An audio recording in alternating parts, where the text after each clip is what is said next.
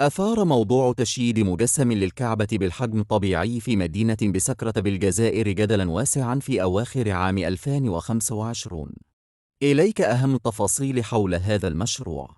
طبيعة المشروع: تم بناء مجسم يحاكي الكعبة المشرفة بمقاييسها الكاملة، بما في ذلك تفاصيل مثل الباب والكسوة ومقام إبراهيم.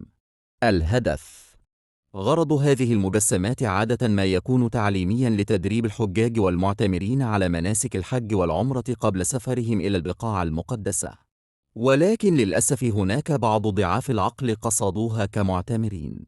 الجدل المثار: انقسمت الآراء حوله، فبينما يراه البعض وسيلة تعليمية مفيدة، اعتبره آخرون عبثاً أو استعراضاً قد يمس بقدسية الكعبة الحقيقية.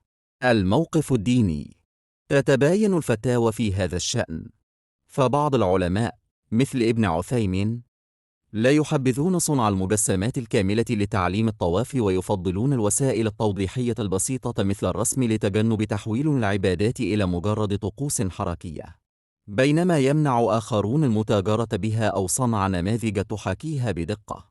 وأله اعلم. شاركونا رأيكم في التعليق.